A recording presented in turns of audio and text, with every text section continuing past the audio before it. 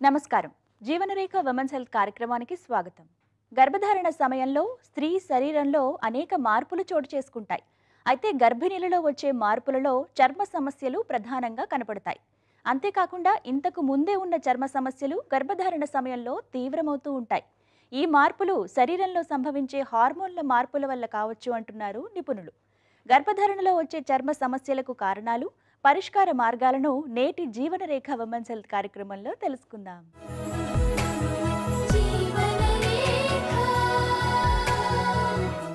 గర్భధారణ సమయంలో వచ్చే చర్మ సమస్యలు బిడ్డ పుట్టాక వాటంతట అవే తగ్గిపోతాయి. అయితే గర్భిణీ చర్మంలో మార్పులు పుట్టే బిడ్డకు ప్రమాదం కావు. గర్భధారణ సమయంలో సరైన సమతుల ఆహారం తీసుకుంటే శరీరం మంచి స్థితిలో ఉంచుకోవటానికి సహాయపడుతుంది.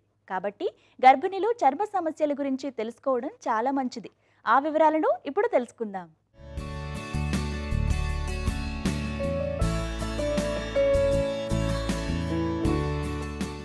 గర్భిణీల చర్మ సమస్య విషయంలో ప్రధానంగా చెప్పుకోవాల్సింది మొటిమల గురించే. గర్భం ధరించిన ప్రారంభం మొదలుకొని కొన్ని రకాల చర్మ సమస్యలు ముప్పిరిగొంటాయి. హార్మోన్స్ మార్పుల కారణంగా చర్మం మీద పగుళ్లు లాంటివి ఏర్పడతాయి. ఈ పరిస్థితుల్లో ముఖం సరిగ్గా కడగకపోయినా, చర్మానికి గాలి తగలకపోయినా కొన్ని రకాల మచ్చలు ఏర్పడతాయి. అయితే ఇవి ఏర్పడకుండా మందులు వాడే అవకాశం ఉన్నా కొన్ని సమయాల్లో అది కడుపులో బిడ్డకు హాని చేస్తుంది గనక జాగ్రత్త వహించాలి. కడుపులో ఉన్న బిడ్డ కారణంగా పొట్ట బాగా పెరిగి కొన్ని ప్రదేశాల్లో చర్మం సాగుతుంది. కాన్పు తర్వాత శరీరం మీద చారలు ఏర్పడతాయి. పొట్ట కింద, తొడలు, ఛాతీ క్రింద, చేతుల మీద ఇవి ఏర్పడతాయి. వీటి ద్వారా వచ్చే దురదలకు కొన్ని రకాల క్రీములు ఉన్నాయి. కానీ వీటిని పూర్తిగా పోగొట్టే మందులు మాత్రం లేవు. కాలక్రమేణా వాటికవే కనిపించకుండా పోతాయి. అలాగే ఈ సమయంలో చర్మం మీద అక్కడక్కడ, ముఖ్యంగా చర్మం ముడతలు పడే మోచేయి లాంటి ప్రాంతాల్లో నల్లగా మారిపోతుంది. బుగ్గలు, నుదురు నల్లబడుతుంది. ఎండ తగిలితే ఈ సమస్య మరింత పెరుగుతుంది. బాగా ఎండ తగిలితే అది శాశ్వతంగా ఉండే సమస్య ఉంది గనుక వీలైనంత వరకు దూరంగా ఉండాలి. కాన్పు తర్వాత అది తగ్గే ఆస్కారం ఉంది.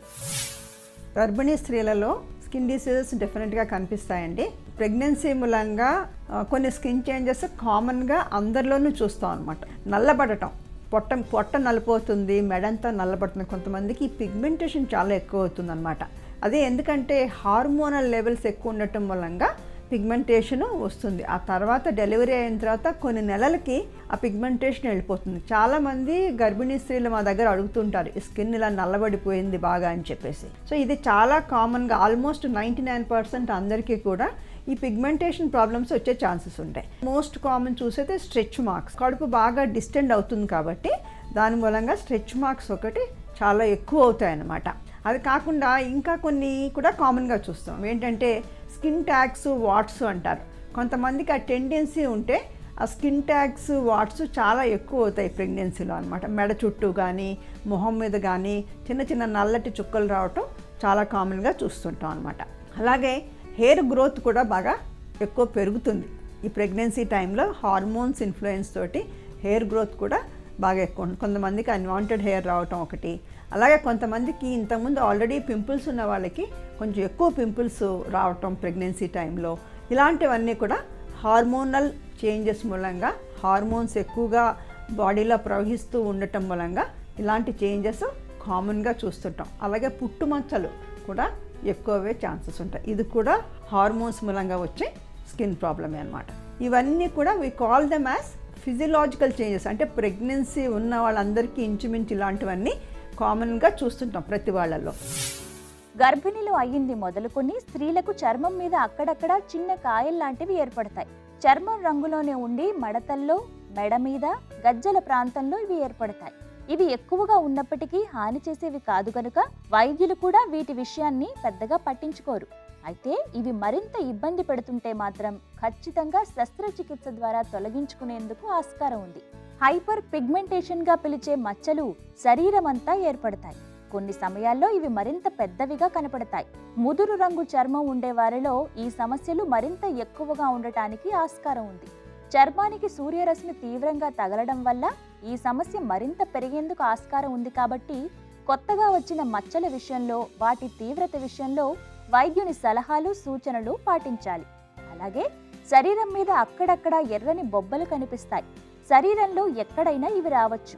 శిశువుల తల్లులకు ఇవి సాధారణమైన సమస్యలే. దురద లాంటివి ఉంటే క్రీమ్ లేదా జెల్స్ని వాడవచ్చు. వీటికి శాశ్వత పరిష్కారమే లేదు. Atopic dermatitis of pregnancy or prurigo of pregnancy అని ఒక కండిషన్. ఇదేంటంటే ఇప్పుడు కొంతమందికి ఆస్తమా, స్కిన్ ఎలర్జీస్ ఉన్న వాళ్ళకి ఈ ప్రెగ్నెన్సీ టైంలో దురదలు పుట్టడం, చిన్న చిన్న పొక్కులా రావటం, కాళ్ళ మీద, పొట్ట మీద, చేతుల మీద పొక్కులు రావటం. ఇది యూజువల్గా సెకండ్ ట్రైమిస్టర్ అంటే 4th 5th మంత్ ఆ టైంలో రావడానికి ఛాన్సెస్ ఉంటాయి.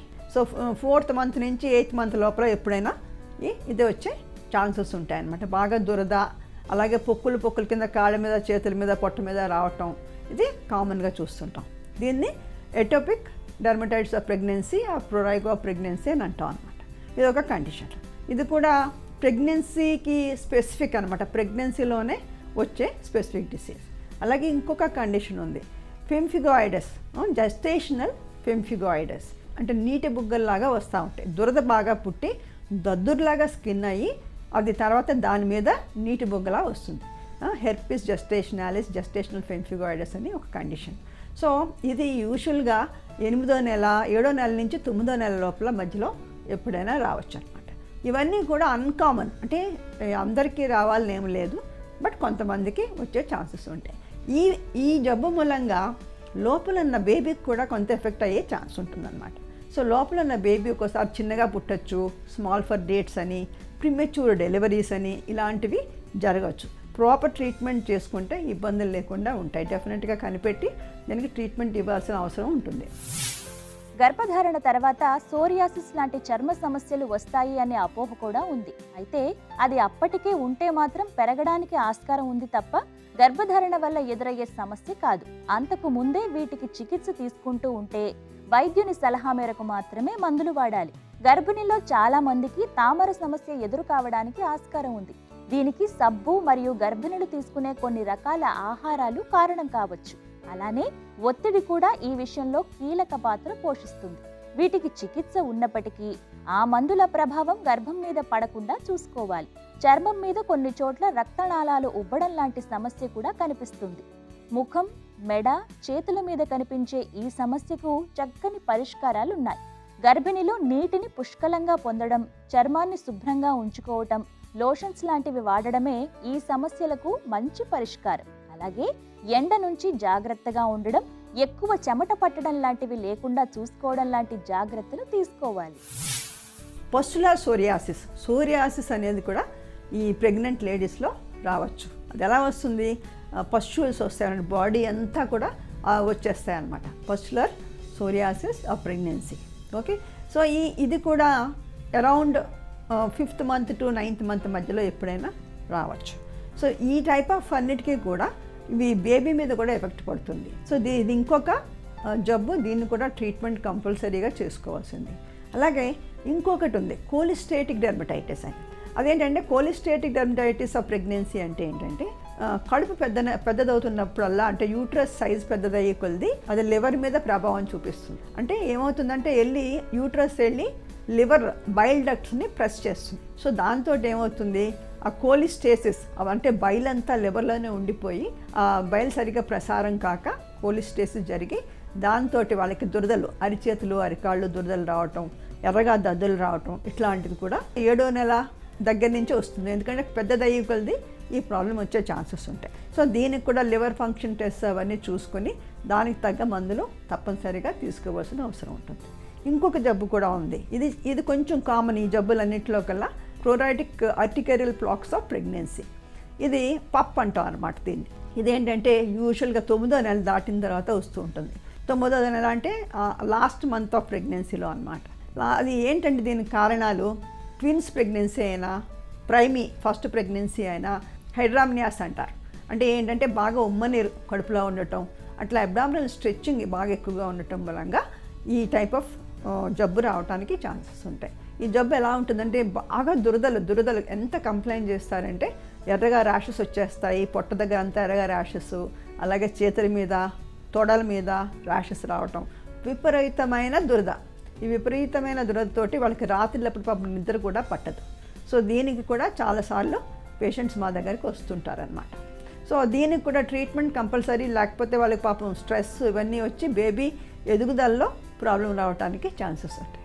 సో వీటికి కంపల్సరీ ట్రీట్మెంట్స్, ఇప్పుడు లాస్ట్లో చెప్పిన ఈ జబ్బులన్నిటికీ కంపల్సరీగా ట్రీట్మెంట్స్ తీసుకోవాలి. సో 2 రకాల ఫిజియలాజికల్ అండ్ పెథలాజికల్ 2 రకాల స్కిన్ డిసీజెస్ కూడా ఈ ప్రెగ్నెంట్ లేడీస్లో వచ్చే అవకాశం ఉందన్నమాట. గర్భధారణ సమయంలో చర్మ సమస్యలకు పరిష్కారాలను తెలుసుకున్నాం కదా. ఇంకో విషయం ఏంటంటే చర్మం నల్లబడడం అనేది గర్భధారణ సమయంలో సహజం. దీన్ని మెలాస్మా అని పిలుస్తారు.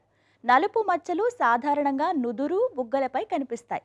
ఇవి ఎక్కువ పిగ్మెంటేషన్ వల్ల వచ్చే ఫలితాలు. అయితే తేలికపాటి మంచి సన్ స్క్రీన్ లోషన్ అప్లై చేయడం ద్వారా వీటిని నివారించవచ్చు. స్త్రీ గర్భవతిగా ఉన్నప్పుడు శరీరానికి అతిగా శ్రమ కలిగించే పనులు చేయటం, ఆటలు ఆడటం వంటివి చేయకూడదు.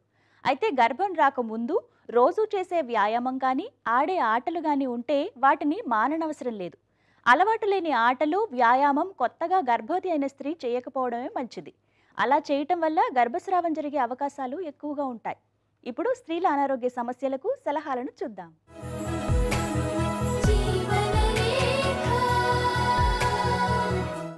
డాక్టర్ గారు, శ్రీధర్ ఇలా అడుగుతున్నారండి. నా భార్య ఇప్పుడు 4వ నెల గర్భవతి. ఈ మధ్యకాలంలో నా భార్య తల్లి అనారోగ్యంతో చనిపోయారు. అప్పటి నుంచి నా భార్య చాలా డిప్రెషన్లోకి వెళ్ళిపోయింది. తాను గర్భవతి అయ్యుండటం వల్ల ఆ ప్రభావం పుట్టబోయే బిడ్డ మీద పడుతుందేమోనని నాకు భయంగా ఉంది. నా భార్య మానసిక స్థితి పుట్టబోయే బిడ్డ మీద పడకుండా ఉండాలంటే ఏం చేయాలి? ఈ సమయంలో కౌన్సిలింగ్ వంటివి ఇప్పించవచ్చా? సలహా ఇవ్వండి అంటూ అడుగుతున్నారు. శ్రీధర్ గారు, ఈ ప్రెగ్నెన్సీలో ఏంటంటే ఈ హార్మోన్స్ వల్ల కొంచెము డిప్రెషన్, మూడ్ స్వింగ్స్ చాలా ఎక్కువగా చూస్తూ ఉంటాము. అండ్ స్పెషల్లీ ప్రెగ్నెన్సీ టైంలో అండ్ పోస్ట్ డెలివరీ ఇమీడియట్గా ఫస్ట్ 3 వారాలు వాళ్ళు చాలా ఎక్కువగా ఈ డిప్రెషన్లకు గురి అయ్యే అవకాశం ఎక్కువగా ఉంటుంది. సో ఇలాంటి కేసెస్లో direct effect on the baby ఉండకపోవచ్చు. కాకపోతే తల్లికి డిప్రెషన్లో అలా ఉన్నప్పుడు ఏంటి అంటే సూయిసైడల్ టెండెన్సీస్ ఇవన్నీ కూడా ఎక్కువగా ఉంటాయి. అండ్ వాళ్ళ డైట్ ఎఫెక్ట్ అవుతుంది, వాళ్ళ యాక్టివిటీ ఎఫెక్ట్ అవుతుంది. కాబట్టి తప్పకుండా ఇలాంటి పేషెంట్స్ని కౌన్సిలింగ్కి తీసుకెళ్ళాలి. అండ్ ఈ మధ్య కాలంలో చాలా సేఫ్ మెడిసిన్స్ వచ్చాయి. కౌన్సిలింగ్తో అది ప్రాబ్లం తగ్గట్లేదు అన్నప్పుడు మెడిసిన్స్ కూడా ఉన్నాయి. అండ్ ఈ మెడిసిన్స్ వాడటంలో బిడ్డకి ఏం ప్రమాదమో అనేది టెన్షన్ పడాల్సిన అవసరం లేదు. ఎందుకంటే ఈ మధ్య కాలంలో సేఫ్ మెడిసిన్స్ అవన్నీ ఇచ్చి అండ్ ఏ మెడిసిన్స్ మనం పెట్టాము ప్రెగ్నెన్సీలో ఈ డిప్రెషన్కి అనే దానిని బట్టి బిడ్డ పుట్టిన తర్వాత ఏ టైప్ ఆఫ్ ట్రీట్మెంట్ బిడ్డకి ఇవ్వాల్సిన అవసరం, ఫస్ట్ 3 రోజులు 4 రోజులు ఎలాంటి కేర్ తీసుకోవాలి అనేది కూడా అది తెలుసుకోవడం ఎంతైనా అవసరం. కానీ ఇప్పుడు ఇదేంటంటే ఇది డిప్రెషన్లో ఉన్నప్పుడు తప్పకుండా సైకియాట్రిస్ట్ని కలవాల్సిన ఎంతైనా అవసరం ఉంది. వాళ్ళు అసెస్ చేసి పేషెంట్కి ఎటువంటి ట్రీట్మెంట్ ఇవ్వాల్సిన అవసరం ఉందో వాళ్ళు డిసైడ్ చేసి మీకు చెప్తారు. డాక్టర్ గారు, మానస ఇలా అడుగుతున్నారండి. నాకు ఇప్పుడు 9వ నెల. కొద్ది రోజుల్లో నాకు బిడ్డ పుట్టబోతున్నాడు. అయితే నాకు పురిటి నొప్పులంటే చాలా భయం. ఇంతవరకు ఎటువంటి నొప్పులు నాకు రాలేదు. డెలివరీ సమయంలో వచ్చే నొప్పుల గురించి ఆలోచిస్తేనే భయంగా ఉంది. ఎటువంటి నొప్పులు లేకుండా జరిగే పెయిన్లెస్ లేబర్ గురించి చదివాను. అది నా విషయంలో సాధ్యమవుతుందా? సలహా ఇవ్వండి అంటూ అడుగుతున్నారు. మానస గారు, ఈ డెలివరీ పెయిన్స్ అనేది ఒక్కొక్కసారి మన డిటర్మినేషన్ బట్టి ఉంటుంది. చాలా మటుకు లేబర్ పెయిన్స్ తట్టుకునే కెపాసిటీ చాలా మందికి ఉంటుంది. కాకపోతే ఈ నొప్పి ఎలా ఉంటుందో అనే దాని గురించి ఆలోచించి భయపడటమే ఎక్కువగా చూస్తూ ఉంటాము. ఈ నొప్పులు ఒక్కొక్కరికి ఒక్కొక్కలాగా ఉంటుంది. కాబట్టి ప్రతి పేషెంట్కి చాలా నొప్పితోటి డెలివరీ అవుతుందని చెప్పలేము. బికాజ్ నొప్పి అనేది బేబీ పొజిషన్ బట్టి, బేబీ సైజ్ని బట్టి అండ్ మీ బర్త్ ప్యాసేజ్ని బట్టి ఉండొచ్చు. సో ఇలాంటి వాటికి ఏంటంటే మీరు ప్రీనాటల్ క్లాస్ అటెండ్ అయ్యి ఎపిడ్యూరల్ ఫెసిలిటీ అంటే పెయిన్లెస్ డెలివరీ ఫెసిలిటీ గురించి మీరు తెలుసుకోవాల్సిన అవసరం ఎంతైనా ఉంది. ఈ పెయిన్లెస్ డెలివరీ ఫెసిలిటీ అనేది నొప్పులు వచ్చిన తర్వాత 2 నుండి 3 సెంటీమీటర్లు సర్విక్స్ ఓపెన్ అయిన తర్వాత ఇవ్వడానికి వీలవుతుంది. ఇలాంటిది ఏంటి అంటే చాలా మటుకు 95% సూటబుల్లే ఉంటారు. కొందరి అంటే బీపీ ప్రాబ్లమ్స్ ఉండి వాళ్ళకి ప్లేట్లెట్స్ తక్కువ ఉండటము, ఆ ప్రాబ్లం ఏమన్నా ఉన్నప్పుడు అంటే కొయాగ్యులోపతి ప్రాబ్లమ్స్ ఏమన్నా ఉన్నప్పుడు అలాంటి పేషెంట్స్లో ఎపిడ్యూరల్ ఇవ్వటానికి వీలవ్వదు. బట్ మిగతా చాలా మటుకు మనము ఆ పెయిన్లెస్ డెలివరీ ఫెసిలిటీ ఇవ్వగలిగేదే ఉంటుంది. కాబట్టి వీటి గురించి మీరు ముందే తెలుసుకొని, అండ్ ఎపిడ్యూరల్ ఒక్కటే కాదు, డిఫరెంట్ మెథడ్స్ ఉన్నాయి పెయిన్ రిలీఫ్ కోసం. కొన్ని ఇంజెక్షన్ ఇవ్వటంతో మీకు నొప్పి తగ్గిపోతుంది. అండ్ రెండవది ఎంటనాక్స్ అంటాం, అంటే గ్యాస్. అది ఆ గ్యాస్ పెయిన్ వచ్చినప్పుడు ఎప్పుడైనా లేబర్ పెయిన్ కంటిన్యూస్గా పెయిన్ ఉండదు. ఒక 3 మినిట్స్లో ఒక 1 మినిట్ పెయిన్ వచ్చి మళ్ళీ మీకు 3 minutes నొప్పి ఉండదు. ఇలాంటి టైంలో ఆ 1 minute నొప్పి వచ్చినప్పుడు ఎంటనాక్స్ అంటే అది గ్యాస్ అనమాట, అది పీల్చటం వల్ల 70% పెయిన్ రిలీఫ్ ఉంటుంది. అదే మీకు ఎపిడ్యూరల్తో 90-95% పెయిన్ రిలీఫ్ ఉంటుందని చెప్తాము. బట్ ఎవరికి ఏది సేఫ్ అనేది ఒక్కసారి డాక్టర్ని సంప్రదిస్తే వాళ్ళు మీకు చెప్తూ ఉంటారు. అండ్ ఈ ఎపిడ్యూరల్ ఫెసిలిటీ అనేది అన్ని చోట్ల దొరకదు. సో దాని గురించి మీరు ముందే తెలుసుకొని దానిని బట్టి హాస్పిటల్కి వెళ్ళడం మీకు బెటర్గా ఉంటుంది. ప్రతి గర్భిణీకి వ్యాయామం కొంత అవసరమే. అయితే వ్యాయామంతో పాటు కొంత విశ్రాంతి కూడా అవసరం. అందుకోసం మధ్యాహ్నం పూట తప్పకుండా 1 గంట విశ్రాంతి తీసుకోవాలి. గర్భిణి రోజు రాత్రిపూట 8 గంటల పాటు నిద్రపోవాలి.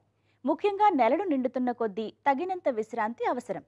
పడుకున్నప్పుడు వెల్లకిలా కాకుండా ఒక పక్కకి తిరిగి పడుకోవడం మంచిదని అంటున్నారు నిపుణులు. అలా పడుకోవడం వల్ల గర్భిణీకి మామూలుగా వచ్చే కాళ్లవాపులు రాకపోవచ్చు. డాక్టర్ గారు, స్వర్ణలత ఇలా అడుగుతున్నారండి. నాకు అల్ట్రాసౌండ్ స్కాన్ చేశారు. అయితే నా కడుపులో ఉన్న బిడ్డ ఎత్తు బరువు సరిగా లేదు అని తెలిసింది. బిడ్డ పుట్టిన తర్వాత శ్వాస సంబంధ సమస్యలు, గ్లూకోజ్ లెవెల్స్ పెరగడం వంటి సమస్యలు వస్తాయని అంటున్నారు. ఈ కండిషన్ని IUGRగా చెబుతున్నారు. ఇప్పుడు నేనేం చేయాలి? కడుపులో ఉన్న బిడ్డకు ఇన్ని సమస్యలు ఎందుకొచ్చాయి? నాకు పుట్టబోయే బిడ్డ బ్రతికే అవకాశం ఉందా? దయచేసి తెలియజేయండి అంటూ అడుగుతున్నారు. స్వర్ణలత గారు, ఈ IUGR అనేది ఇంట్రాయూట్రైన్ గ్రోత్ రెస్ట్రిక్షన్. దీనికి గల లక్షణాలు ప్రెగ్నెన్సీలో స్కానింగ్లోనే తెలుస్తాయి. చూడడానికి పొట్ట ఎక్కువగా లేకపోవడం, తక్కువగా ఉండడము, ప్రెగ్నెన్సీ లక్షణాలు అనేది కొంచెం తక్కువగా ఉండడము, మీరు చెకప్స్కి వెళ్ళినట్టు అయితే మీ యూట్రస్ హైట్ పెరగకపోవడము, ఇలాంటివి మనకి కనిపించే లక్షణాలు. అయితే స్కానింగ్ ద్వారా మనం చేసినప్పుడు వెయిట్ పెరగకుండా ఉండడము, ఉన్న వెయిట్ కంటే తక్కువగా ఉండే ఛాన్సెస్ ఎక్కువగా ఉంటాయి. లాంగ్ బోన్స్ కానీ, BPD, head parameters, abdominal circumference parameters ఏవైతే బేబీ ఉంటాయో అవి తక్కువ ఉండే ఛాన్సెస్ ఉంటాయి. అయితే ఇందులో కూడా రకరకాలు ఉంటాయి. IUGRలో కూడా ఎర్లీ IUGR ఉంటుంది, లేట్ IUGR ఉంటుంది, కాంపన్సేటెడ్ IUGR ఉంటుంది, ప్రపోర్షనేట్గా ఉండే IUGR ఉంటుంది. అన్ని పారామీటర్స్ తక్కువ ఉంటాయి. కొంతమందికి హెడ్ పారామీటర్స్ బాగుంటాయి, అబ్డామినల్ సర్కంఫరెన్స్ తక్కువగా ఉంటుంది.